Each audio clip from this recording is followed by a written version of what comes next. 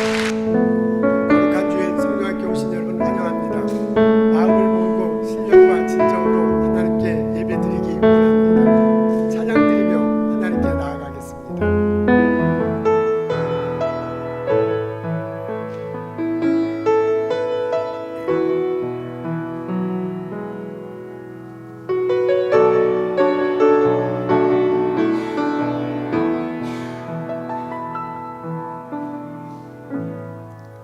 하늘의 문을 여소서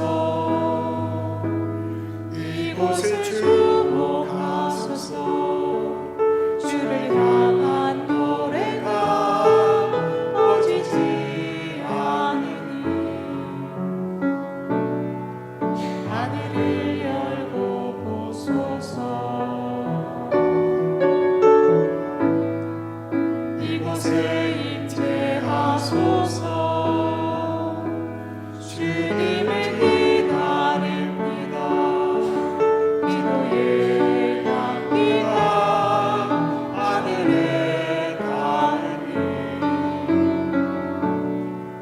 주여 임재하여 주소서. 이곳에 오셔서 이곳에 앉으소서. 이곳에서 드리는 예배를 받으소서. 주님의 이름만이 오직 주의 이름만 이곳에 있습니다.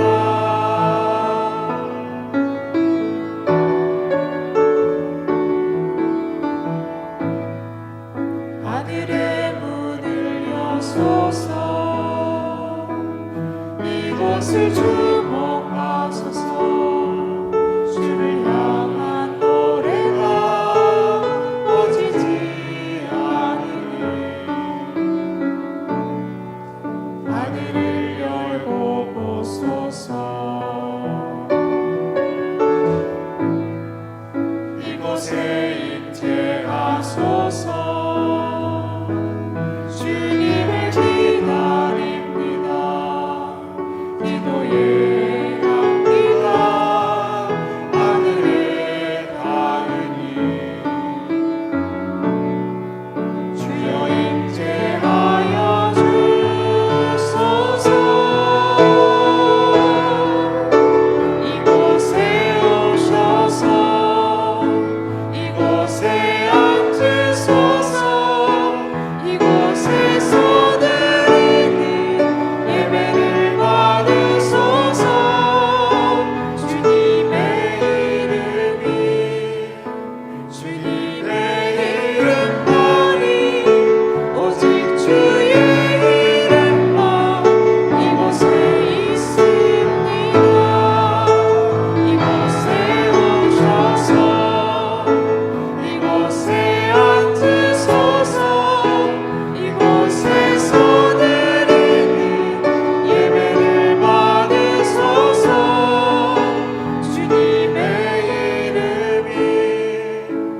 주님의 이름만이 오직 주의 이름만 이곳에 있습니다.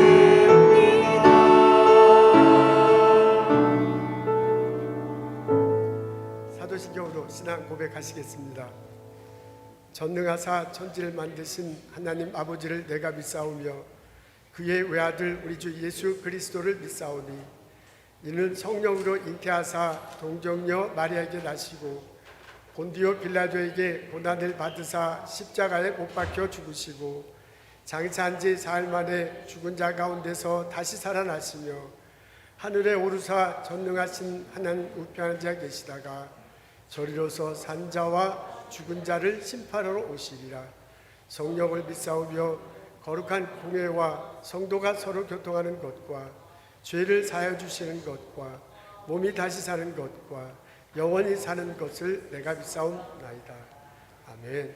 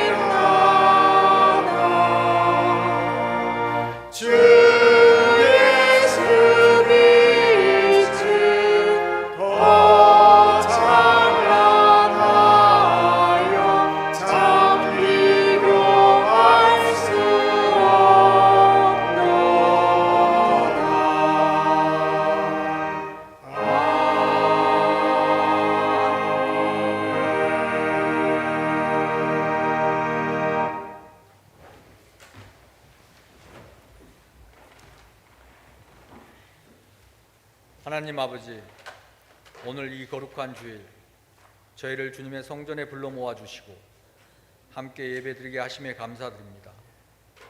우리를 죄에서 구원하시고 영원한 생명을 허락해 주신 은혜와 저희를 하나님의 자녀 삼아 주셔서 주님을 아버지라 부를 수 있게 하심을 감사드립니다. 또한 우리에게 각 가정을 이루게 하시고 섬길 수 있는 교회를 허락하심에 진심으로 감사를 드립니다. 이 모든 것이 주님의 은혜임을 고백하며 주님께 영광을 올려드립니다. 그러나 주님, 저희의 삶을 돌아볼 때 욕심과 이기심으로 살아온 것을 고백합니다.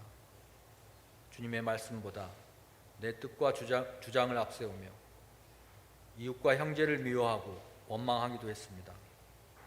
주님, 이 모든 죄를 용서해 주시고 이제는 내 안에 죄된 성정이 아니라 주님께서 주장하시고 인도하시는 삶을 살게 하옵소서.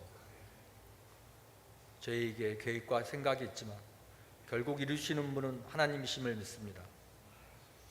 저희의 앞길을 주님의 선하신 뜻대로 인도하여 주시옵소서. 주님의 말씀을 가까이 하여 주님의 뜻을 깨달아 나가는 자녀 되게 하시고 성령님께서 늘 함께 하시어 저희가 깨어 주님과 동행하게 하옵소서. 주님, 교회의 성도님들이 드리는 기도와 간구를 들어주시길 원합니다.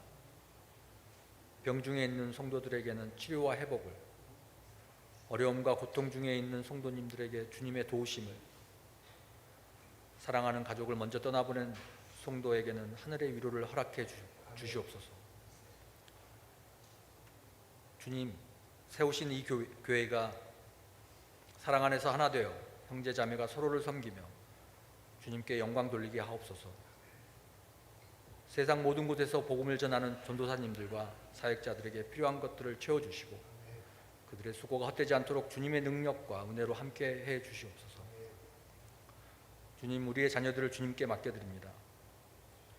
성령께서 늘 함께 하시어 믿음 가운데 진리를 알아가게 하시고 세상의 유혹 속에서도 주님을 경외하며 담대히 살아가는 믿음의 세대로 세워주옵소서. 오늘의 예배를 위해 수고하는 모든 이들에게 주님 축복해 주시고 말씀을 전하시는 목사님께 영육간의 강건함을 더하여 주시옵소서. 오늘 선포되는 말씀이 우리 안에 살아 역사하여 우리의 삶을 새롭게 하기를 원합니다. 이 모든 말씀 우리 구주 예수 그리스도의 이름으로 기도드립니다. 아멘.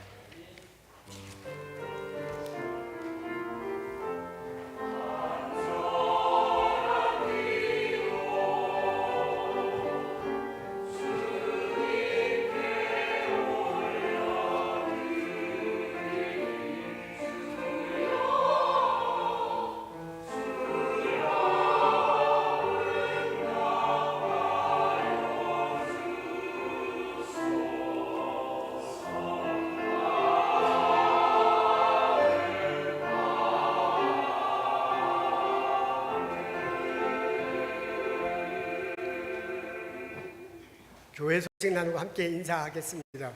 교회 협의회에서 주관하는 부흥회가 개최되고 있습니다. 저희 교회에서 합니다. 오늘 저녁이 마지막이에요. 오늘 저녁엔 6시 30분입니다. 7시 반이 아니고 6시 30분이에요. 많은 분들 참석하시면 참 좋겠습니다. 정기 임원회가 다음 주일날 예배 후에 오후 1시 15분에 열립니다. 9월 28일 날 우리 교회 운동회를 한다고 합니다. 예배 드리고 난 다음에 건너편 학교에서 합니다.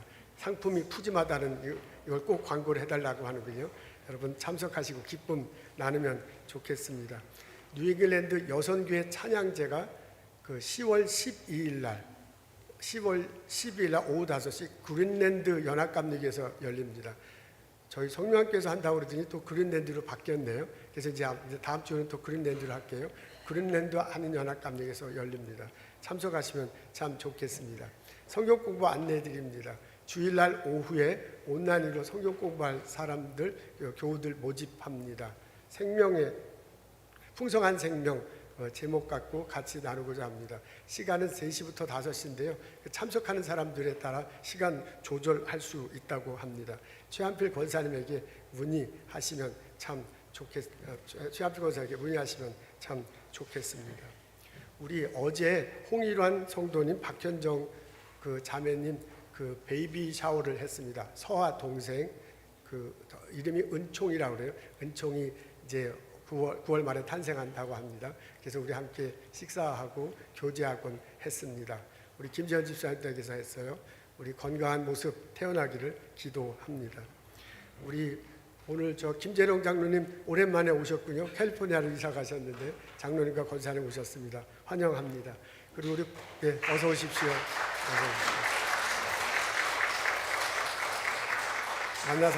만나서 반갑습니다. 박수경 자매님 오늘 이렇게 한국 갔다가 왔었는데 이렇게 들려서 다시 와서 감사합니다. 이렇게 박수로 환영하면 좋겠습니다. 어서 오십시오.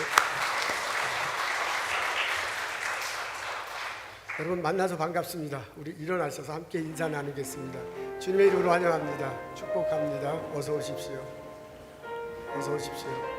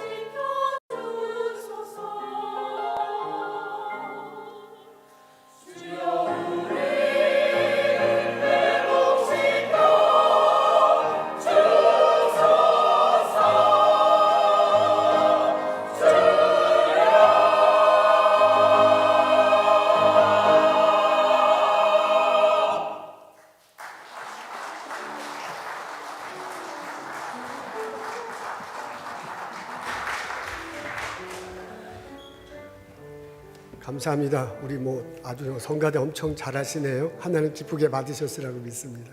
우리 격려 박수 한 번 더 하겠습니다. 우리 부흥의 기간 중이라고 우리 유복순 권사님 댁에서 화환하셨습니다. 온난으로 예배 참석하시는데 감사드립니다. 오늘 저희들 읽은 말씀 로마서 12장입니다. 로마서 12장 3절부터 5절에 있는 말씀 읽도록 하겠습니다. 제가 읽겠습니다. 내게 주신 은혜로 말미암아 너희 각 사람에게 말하노니 마땅히 생각할 그 이상의 생각을 품지 말고 오직 하나님께서 각 사람에게 나누어 주신 믿음의 분량대로 지혜롭게 생각하라.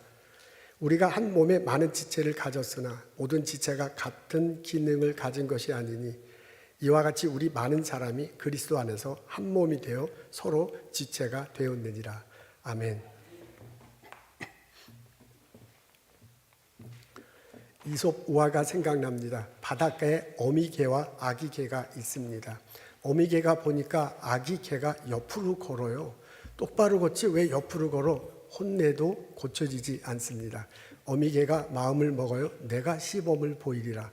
그리고 어미개가 아주 똑바로 걸어갔습니다. 그것을 보고 아기개가 깔깔대으며 웃으면서 말했대잖아요. 엄마도 옆으로 걷잖아.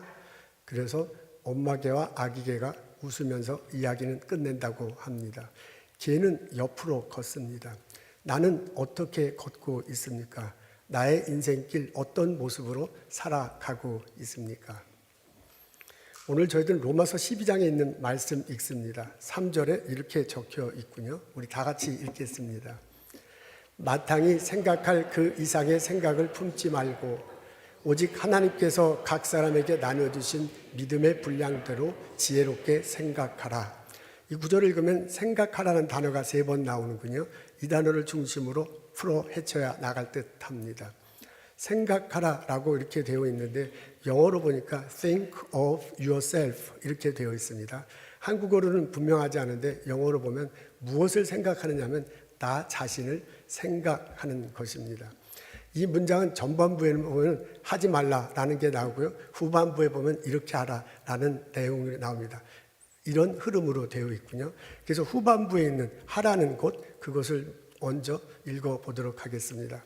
맨 뒤에 보니까 지혜롭게 생각하라라고 이렇게 적혀 있습니다. 어떻게 하는 것이 지혜롭게 생각하는 것인가? 그 답이 앞부분에 나와 있네요. 하나님께서 각 사람에게 나눠주신 분량대로 믿음의 분량대로 생각하는 것이 지혜로운 것이다 라고 그렇게 적혀 있습니다. 이 문장을 보면 3 단어가 눈에 들어옵니다. 하나님, 믿음, 그리고 각 사람이라는 단어입니다. 각 사람이라는 거니까 결국 나 자신을 말하는 거잖아요. 그러니까 하나님, 믿음, 나 자신 이런 프레임워크를 갖고 있습니다.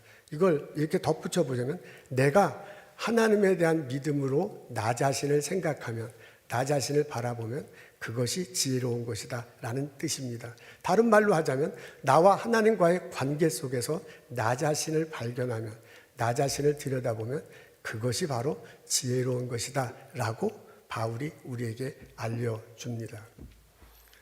근데 사람들은 대부분 이와는 반대로 살아가죠. 하나님 없이 인생을 살 때가 참 많습니다. 나는 나 스스로 존재한다.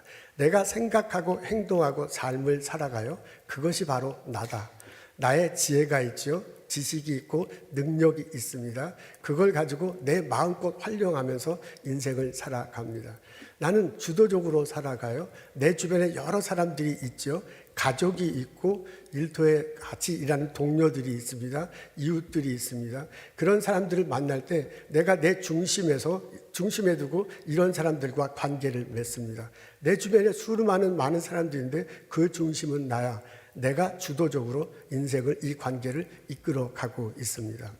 이렇게 살아온 나는 열매 맺은 것이 제법 있습니다. 그리고 또한 앞으로도 그 많은 열매를 맺을 것입니다. 이렇게 살아온 나는 나 자신에 대해서 자랑스럽습니다. 남들에게 좀 뽐낼 것이 많이 있습니다. 이런 모습을 가지고 우리는 대체로 살아가게 마련입니다. 사도 바울이 그런 태도로 살아가는 것이 좋지 않다라고 그렇게 말하는 거예요. 그것이 바로 마땅히 생각할 것 이상의 것을 생각하는 거다. 그렇게 하면 안 된다라고 오늘 본문에서 권면하고 있습니다. 그리스 신화에 보면 이카루스라는 인물이 등장합니다. 이카루스와 아버지가 미궁에 갇히죠. 미궁은 미로가 아주 많은 궁입니다. 그곳에 아버지하고 아들이 갇혀서 이게 너무 미로가 꽉 차 있어서 빠져나가지 못합니다. 어떻게 하면 여기서 나갈까 막 고민을 하다가 아버지가 제안을 하며, 아버지가 아주 독특한 발명가고 건축가라고 합니다. 그래서 그 아버지가 아이디어를 내잖아요. 아이디어를 생각하냅니다. 이게 새의 깃털을 많이 모아가지고 큰 날개를 만들어요.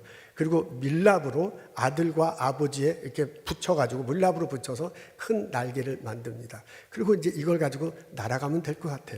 그때 아버지가 아들한테 이렇게 얘기하잖아요. 우리가 이거 날아갈 때 너무 하늘로 올라가도 안 된다. 너무 바다 가까이 가도 안 된다. 요 중간으로 날아갈 것이다. 그렇게 얘기합니다. 만일 우리가 너무 하늘로 올라가다 보면 태양 빛의 열을 받아서 밀랍이 녹고 이 날개가 없어져 우리 추락할 것이다 라고 그렇게 얘기를 하죠. 근데 너무 또 밑으로 바다로 간다면 바닷물 때문에 날개가 젖어서 날아가지 못할 것이다 라고 그렇게 얘기합니다. 드디어 아버지와 아들이 하늘을 날리기 시작했습니다. 날개짓 쫙 하니까 막 쫙 올라가는 거예요. 너무 좋아요. 이게 미로 속에 빠져서 나오지 못했던 그 궁을 한 번 날개짓 하고 두 번 날개가 쑥쑥쑥 올라가지고 빠져나오는 겁니다. 아들이 신이 났습니다. 날개짓 막 하면서 그냥 하늘로 올라가 태양에 가까이 갔어요. 그 바람에 밀랍이 태양열에 녹아버리고 맙니다. 날개가 퍼지니까, 날개가 사라지니까 그냥 그대로 추락해서 바닥에 떨어져 죽었다는 내용입니다. 인간의 욕망, 인간의 한계 등등을 알려주고 있습니다. 소크라테스가 말했다고 하잖아요. 너 자신을 알거라. 우리 자신에게, 그러니까 욕망이 있는 나 자신, 그럼에도 불구하고 한계가 있는 나, 이런 나 자신을 들여다보고 사는 것, 그것이 소중한 것이다 라고 소크라테스가 우리들에게 말해주고 있습니다. 그리스 사람들이 말하는 신과 우리가 믿는 하나님과는 천지 차이죠. 이게 뭐 비교할 수도 없는 거지요. 근데 그리스 사람들이 그 신화 속에서 밝힌 인간에 대한 이해는 오늘날 우리들 사는데도 많은 도움이 됩니다. 우리 인간에게는 한계가 있습니다. 우리 인간에게는 부족함이 있습니다. 그것을 인정하는 것이 좋다라는 내용입니다. 나의 생각은 너의 생각과 다르고 나의 길은 너의 생각과 다르다. 하늘이 땅보다 높은 것 같이 나의 길은 너의 길보다 높고 나의 생각은 너의 생각보다 높다라고 하나님께서 우리들에게 알려줍니다. 우리 믿음을 가지고 하나님 앞에 나아갈 필요가 있습니다. 내가 하나님을 믿습니다. 고백할 때 나와 하나님과는 같은 하나님과 관계 속에서 내가 살아가는 것입니다. 이런 관계 속에서 살 때 그 삶이 지혜로운 것이다. 그런 삶이 마땅한 삶이다. 그런 삶이 분수에 맞는 삶이다 라고 바울이 오늘 우리에게 권면하는 것입니다. 여러분 어떻습니까? 나는 내 인생길 걸어가는데 하나님과 관계를 맺고 살아갑니까? 아니면 하나님 없이 인생을 살아갑니까? 우리가 하나님 믿음 안에서 인생을 살아갈 때, 우리가 하나님 믿음 안에서 인생을 살아갈 때 나 자신에 대해서 알게 되는 것이 많습니다. 그 중에 세 가지 중점적으로 추려보자면 이렇습니다. 첫째, 나는 구원 얻은 자이다 라는 것을 압니다. 내가 예수 그리스도를 믿을 때 구원을 얻을 수 있습니다. 십자가 다시고 부활하신 예수 그리스도, 그분을 통해서 내 죄가 용서됐고 의롭게 됐다. 천국에 대한 소망을 가지며 살 수 있게 됐습니다. 나는 하나님과 관계를 맺으며 살게 되는 겁니다. 둘째, 내가 하나님으로부터 은사와 능력을 받았다라는 것을 알게 됩니다. 하나님께서 이 세상을 창조하셨습니다. 6일째 인간을 만드셨어요. 그리고 그 인간에게 본인이 창조하신 이 모든 세계를 다스리고 정복해달라고 부탁합니다. 그렇게 부탁하면서 또한 우리 인간에게 각자에게 독특한 은사를 허락하셨습니다. 오늘 우리 12장 앞부분을 읽었는데 중간 뒷부분으로 가면 은사가 여러 가지가 나와요. 그리고 또 성경 다른 데 보면 재능도 나오지요. 그런 은사와 재능을 우리한테 주면서 그 은사와 재능을 가지고 이 세상을 다스리고 정복하라고 부탁하십니다. 하나님은 나에게 적절한 아주 그 좋은 은사를 주십니다. 그리고 또한 하나님이 나에게 능력을 허락하셨습니다. 하나님이 이 세상을 창조하셨죠. 그리고 그 하나님께서 이 세상을 운행하십니다. 그분이 갖고 있는 힘은 어마어마해요. 우리가 감히 접할 수 없는 놀라운 능력입니다. 근데 그분이 나를 창조하실 때 그 능력의 일부분을 나에게 심어주셨습니다. 하나님이 이 세상을 창조하면서 나를 창조하실 때 나에게 창조적 아이디어를 심어주셨습니다. 그리고 때때로 내가 살아가면서 어떤 장소에서 어떤 프로젝트에서 어떤 때 그 능력이 일어나도록 그 창조력이 생겨나도록 우리를 이끌어 가십니다. 그렇게 하나님은 나에게 은사를 주시고 능력을 주시고 창조력을 주셔서 그리고 나로 하여금 이 세상을 이끌어 가라고 부탁하십니다. 세 번째, 하나님은 나에게 나를 주변에 공동체를 형성하고 공동체를 활성화시키라고 그렇게 부탁하십니다. 나는 공동체를 형성하고 공동체를 활성화할 그런 의무가 나한테는 있습니다. 여러분, 내가 예수를 그리스도로 고백하고 나서 예수 믿는 사람들과 같이 사귀게 됩니다. 예수 안에서 형제 자매들을 만날 수 있습니다. 근데 그 예수 안에서 형제 자매들이 만나서 한 공동체를 자연히 이루게 돼. 그리고 그 공동체가 막 살아 움직일 수도 있고 그 공동체가 침체되고 사장될 수도 있습니다. 나도 그 공동체의 일환이야. 오늘 이렇게 성경 뒷부분에 보면 너가 지체다. 그리고 너 지체로 해서 교회 공동체가 세워진다. 이런 내용이 나와요. 그리고 로마서 뒷부분에 보면 삶 속에서 어떻게 살아가면서 이 세상을 밝게 만들까 하는 내용들이 쭉 나옵니다. 그 말은 뭐예요? 하나님께서 나에게 독특한 은사를 주시고 나를 통해서 이 공동체가 세워지도록 요청하시는 거예요. 그리고 그 공동체가 살아 움직이도록 요청하시는 겁니다. 그래서 나에게 은사를 주시고 그래서 나에게 능력을 주시고 창조력을 주신 것입니다. 그 공동체가 가족일 수도 있습니다. 그 공동체가 교회일 수도 있고요. 학교일 수도 있고 연구소일 수도 있습니다. 나의 스몰 비즈니스 하는 것에 손님과 나 이루는 그런 느슨한 공동체지만 그것도 공동체잖아요. 그런 것 속에서 나를 통해서요, 이게 활성화 되기를 원합니다. 내가 있어서 공동체가 쓰고 내가 있어서 그 공동체가 활력이 되고 내가 있어서 그것이 살아있는 곳이 됐으면 좋겠다라는 것이 하나님이 우리들에게 한 부탁입니다. 내가 예수님을 믿을 때, 내가 하나님 앞에 나아갈 때, 하나님과의 관계에 갈 때 이런 나의 정체성을 분명히 찾을 수 있습니다. 나는 예수님에서 구원받은 자다. 하나님은 예수를 통해서 나에게 독특한 은사와 재능과 창조력을 허락하셨다.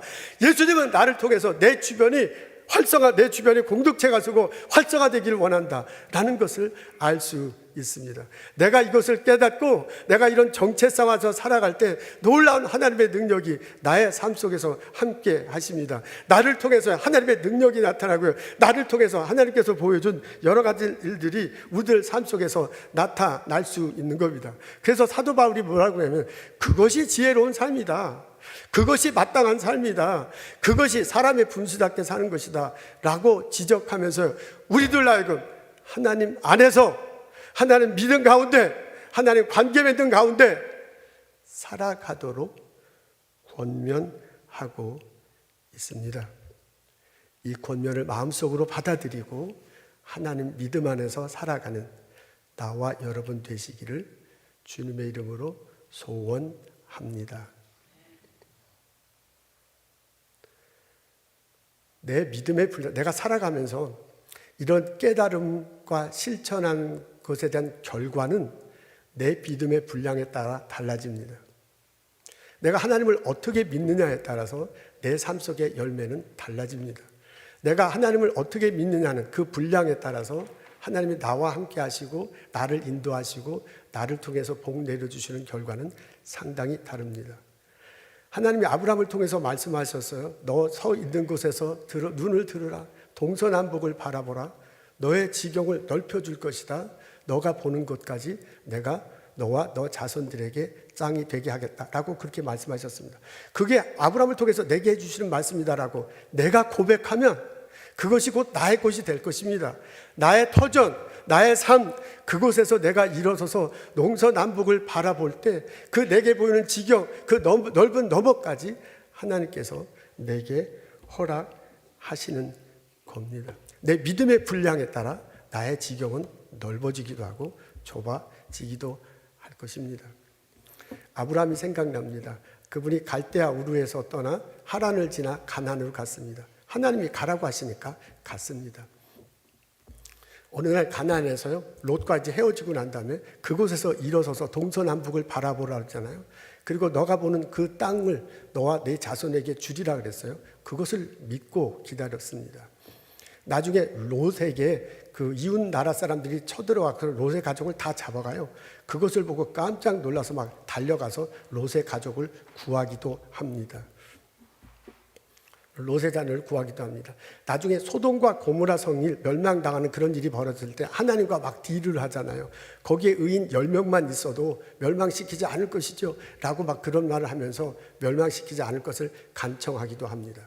이게 아브라함의 이야기를 쭉 읽어보면 이 사람이 참 지도자의 면목이 있구나 라는 그런 면을 자주 여러 가지 볼 수 있습니다. 이래서 이분을 믿음의 조상이라고 하는구나 라고 여겨지는 것들이 참 많이 있습니다. 근데 한편 이 아브라함의 스토리를 쭉 읽어보면 석연치 않은 것, 뭐 이런 게 다 있어 하는 면들이 있습니다. 아니 솔직히 그런 것들이 더 훨씬 많습니다. 우리 보스턴에 살아가고 이민 1세대가 살아갈 때 보기에는 말이 안 되는 것들이 참 많습니다. 예를 들자면 갈대아 우르를 떠나 가나안으로 가라는데 두말하지 않고 가족을 데리고 갔잖아요. 그게 얼마나 계획 없는 겁니까?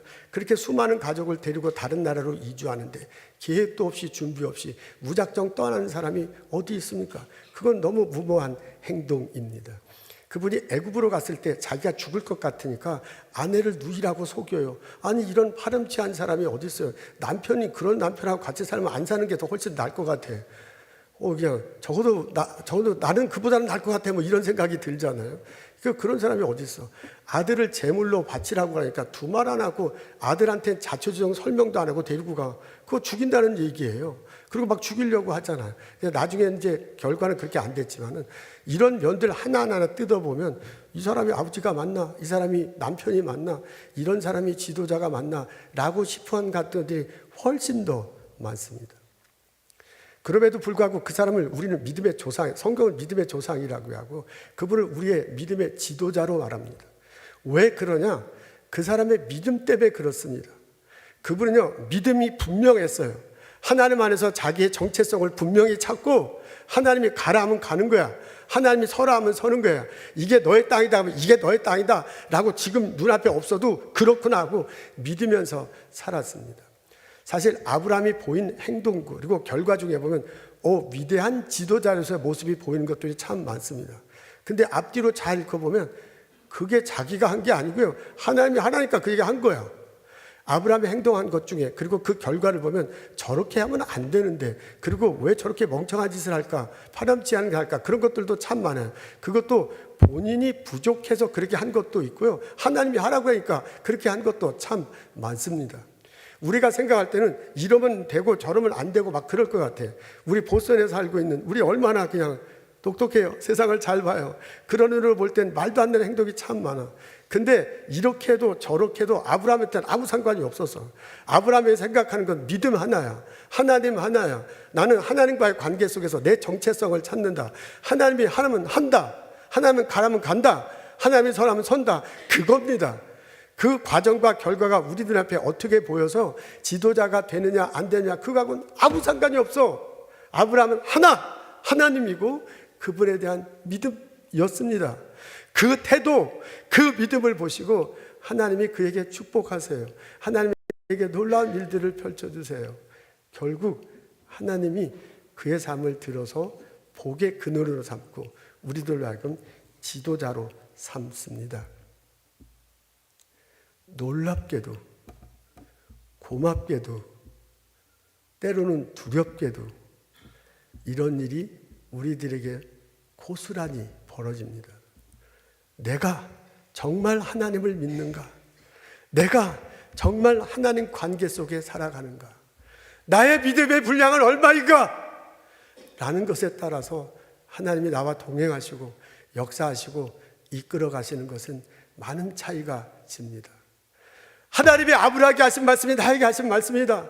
나의 그 삶의 터전에서, 내가 그 일하는 곳에서, 내가 연구소하는 그곳에서 내가 서서 동서남북을 바라보고 하나님께서 지평을 넓혀줄 거다, 수많은 사람들을 보내주셔서 함께 일할 거다라고 내가 정말 믿으면 그 일이 벌어질 것입니다. 근데 내가 그것을 듣기는 들어도 믿지 않는다면 나의 일터 속에선 아무런 일도 벌어지지 않습니다. 그것은 마치 스트로하고 송유관하고 비슷합니다. 여러분, 우리가 드링크를 마실 때 스트로 이렇게 빨대 이렇게 꽂잖아요. 그리고 그걸 이렇게 빨아서 마십니다. 근데 어떻게 여기에 조금 하면 조금밖에 안 들어요. 근데 이렇게 넓은 거 보면 막 이렇게 많이 두르잖아요. 그런 거하고 비슷해요. 송유관이라고 있습니다. 기름 보내는 거 있죠. 엄청나게 큰 통을 통해서 나라와 나라를 연결하면서 송유관을 보내잖아요. 그런 거하고 아주 똑같아요.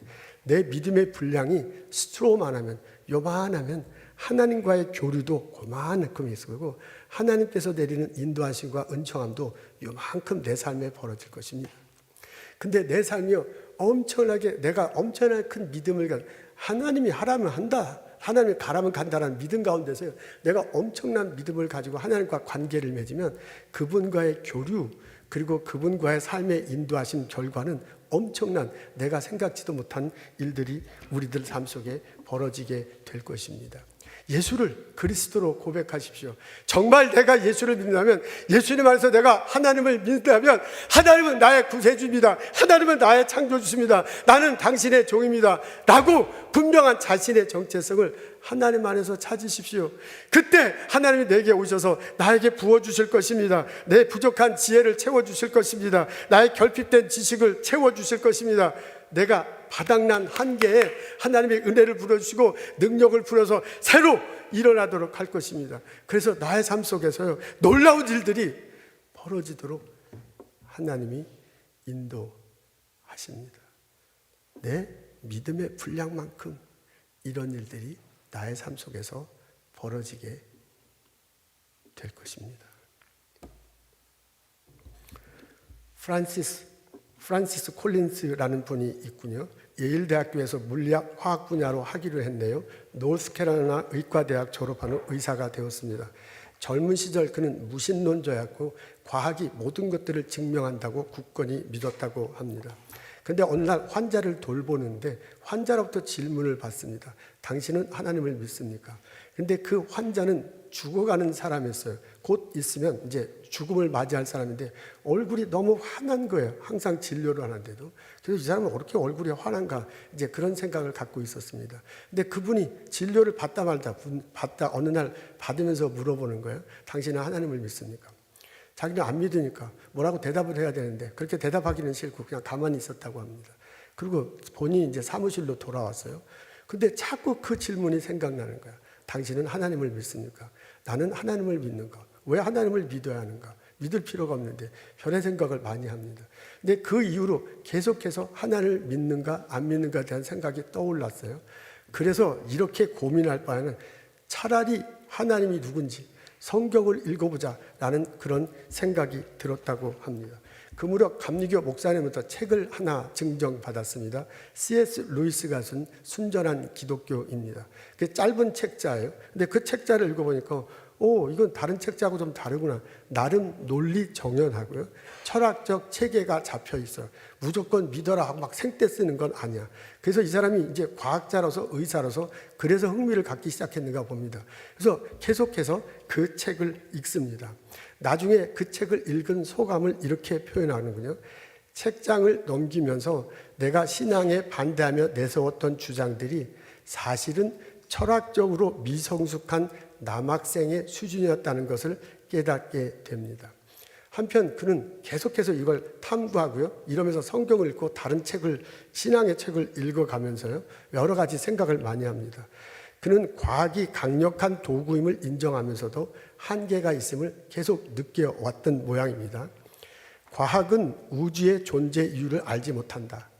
인간의 도덕적 직관이나 정의에 대한 갈망을 설명할 수 없다. 삶의 궁극적인 의무에 답하지 못한다. 이런 것들이에요. 이런 것들에 대해서 계속 과학적 탐구를 하고 의사로서 프랙티스 하면서도 이런 질문, 이런 고민들이 무척 많았던가 봅니다. 그러면서 그런 고민을 하면 할수록 어떤 초월적 존재가 있지 않을까라는 그런 막연한 생각을 품게 되었습니다. 1977년 27살 나이 미국 북서부 쪽에 캐스케이드 사막이 있습니다. 워싱턴 포틀랜드주 거기에 있는 사막이죠. 거기에 하이킹을 하러 갔다고 합니다. 근데 저는 가보지 못했지만 거기가 아주 굉장히 웅장한 모양이에요. 그래서 하이킹을 하는데 이 산의 막 웅장함에 압도당합니다. 그러면서 새를 보고 나무를 보고 자연을 보면서 질서 있고 아름답게 움직여지는 그것이 그날따라 새록새록 다가왔습니다. 그러면서 어떻게 이렇게 질서 있게 아름답게 움직이는가? 이 자연 너머에 누군가가 있지 않을까라는 이런 생각을 갖게 됐습니다. 그러면서 이렇게 걸어가는데 이상하게 그날따라 마음속에 그건 막 느낌 같은 거죠. 마음속에 어떻게 이렇게 자기를 묶는 듯한 자기를 이렇게 잡는 듯한 이런 느낌을 자꾸 가게 됩니다. 그러면서 자기도 모르게 무릎 꿇었대요. 그리고 자기 입술로 하나님 당신은 창조주입니다. 이 세상을 하나님이 만드셨습니다. 고백하고요. 내가 예수님을 믿습니다. 나는 이제부터 예수님의 제자로 살겠습니다. 라고 등산하다 말고 그 길에서 고백했다고 합니다. 그는 그때 경험을 이렇게 표현합니다. 우주가 이렇게 복잡하고 생명이 살 수 있으려면 모든 게 아주 정밀하게 조절되어 있어야 한다.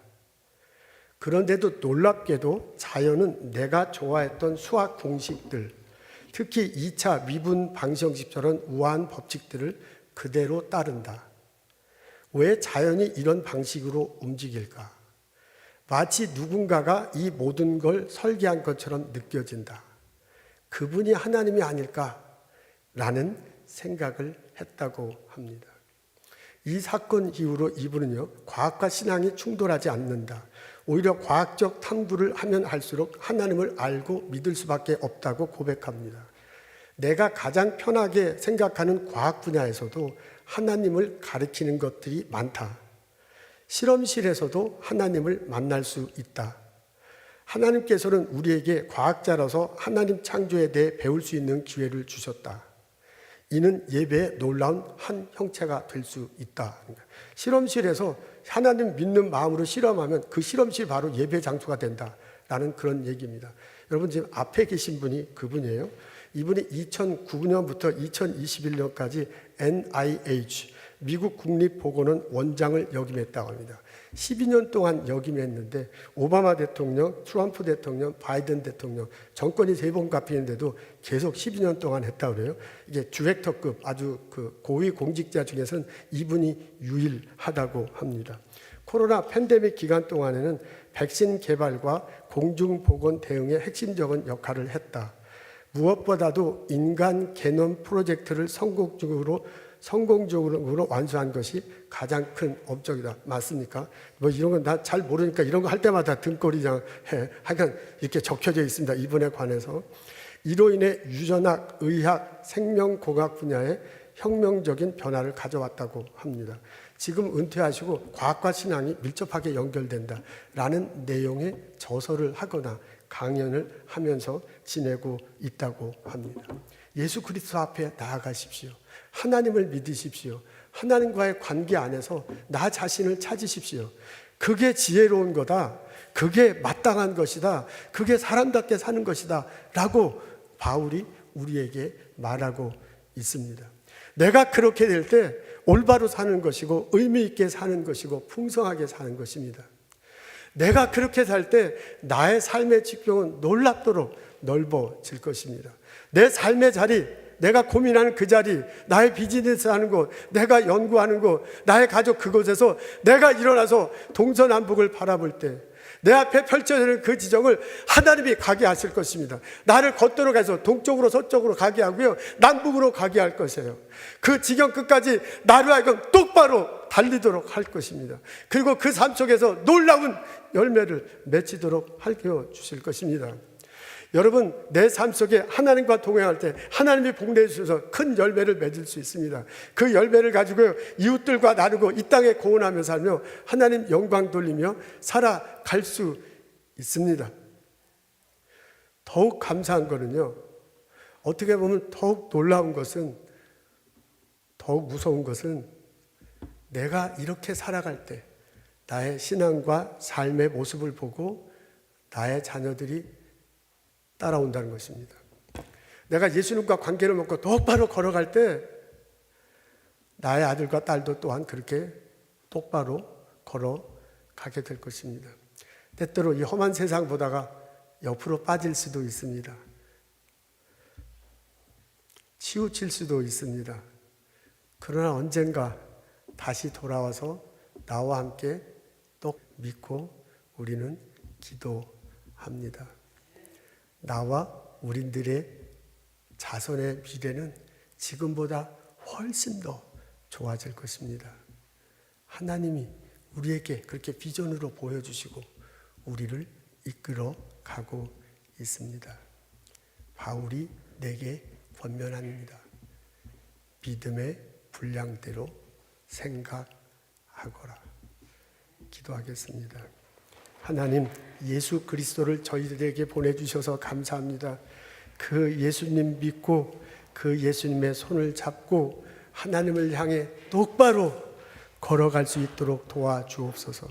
하나님, 나와 내 자녀들의 삶 속에 임하셔서 우리들의 삶이 의미 있고 똑바르고 풍성할 수 있도록 도와주시옵소서. 우리들에게 주신 은사 헛되이 버리지 않고 하나님께 주신 능력 내 삶 속에서 깊이 경험하며 많은 열매 맺으며 살아가게 하옵소서. 우리 자녀들을 하나님께 의탁드립니다. 예수님 감사합니다. 예수님 이름으로 기도합니다. 아멘.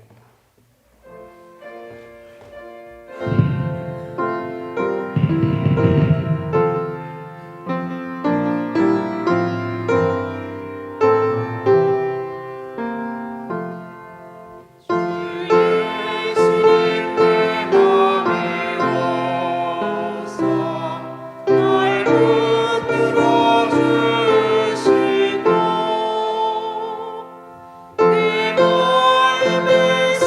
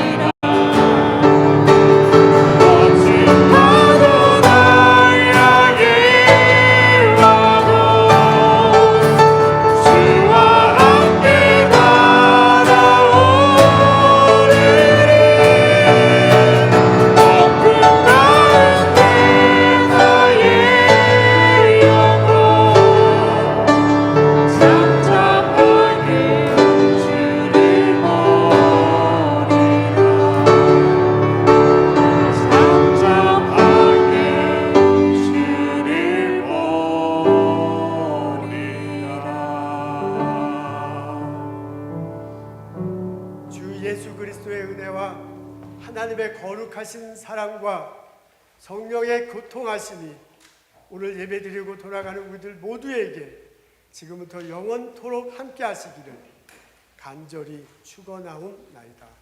아멘.